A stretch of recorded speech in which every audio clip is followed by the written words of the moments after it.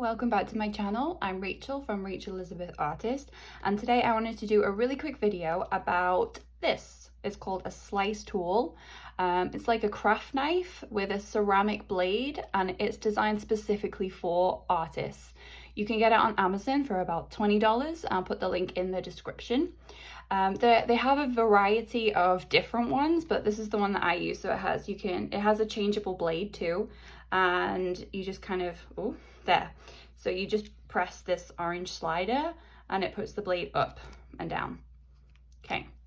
So the first thing I want to say is the way that you use the slice tool. So you can see here, it comes to a point. You don't want to kind of like use the point kind of like this. If you can see what I'm doing, I turn it on its side like this, and I'm kind of using this part here.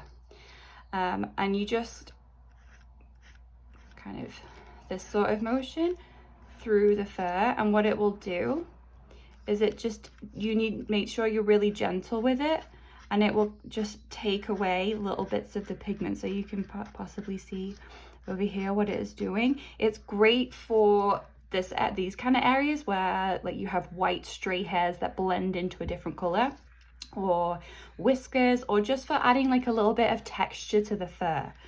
You can see here, I'm gonna add a little bit up here. Hopefully you can see what it's doing. It just adds that little bit of texture into the fur. It's fantastic. So that's the first thing I would say, is use it on a bit of an angle, not right on the point.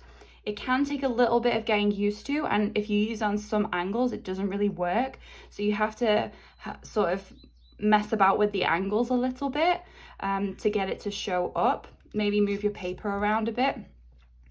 The next thing I want to say, so the best way to get the most out of your slice tool is to make sure that you have enough layers on your paper. So the more layers that you have, generally, the better it will work. Now, I like to layer, let's see if I can find, I like to layer down a really light color. It could be a white, it could be a really pale gray, as a base layer, no matter what color I'm doing. So even if it's like a black dog, or it's got orange fur or yellow fur or brown fur, I always put a layer of white or light gray or a very light color.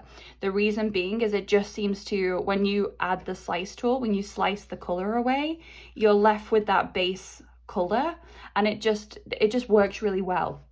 You can also use a colorless blender. So this is literally what it is. It's not really white. It's used to blend pencil together, but it's wax based, I think.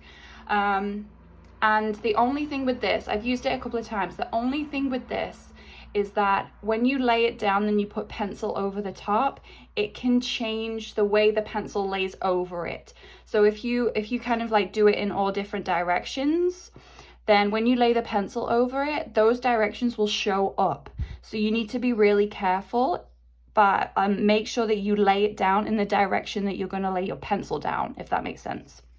So yeah, they are the two main tips that I would say. Make sure you have enough layers down of your pencil. The more layers that you have, the better it will show through.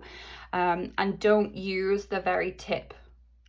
It tends to work better on the side. I also got asked like, what's the best paper to use, and can you do it on sketch paper or like printer paper? I've never tried, but I would assume that you can. The only thing with using things like printer paper is it's very thin, so you would have to be very gentle. But for printer paper, it's very difficult to get the same amount of layers as you would get with artist paper. So this is Bristol board. It's fairly thick. It's kind of in between paper and card, like that sort of thickness.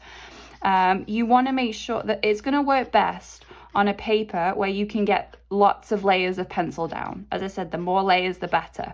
I wouldn't say that there's a specific number of layers, but I would say at least 3 or 4 layers. And it also works really well to kind of, if you press a little bit harder and it leaves a bit of an indent, you can do that before you layer the pencil down, so that when the pencil goes down, it colors over it. You can see the indent in the paper and it doesn't, it shows through, if that makes sense. But I prefer using it to just take color away. You don't have to use it for fur. Like if you have like light catches in the eyes, you can kind of take away color like that, or on the nose, if you have those like little white shiny bits on the nose, you can take it away from there. If you can see what I'm doing here, I'm just kind of scratching away. You need to make sure that you do it gently though. Yeah, so it's fantastic for little details. Does take a little while to get used to, but I highly recommend it. So yeah, I hope that this was helpful. And yeah, this is just a fantastic tool. It's definitely one that I would recommend getting, especially if you're drawing wildlife or animals and fur. It works perfectly for those little details. Okay, so yeah, I hope that was helpful and thank you for watching.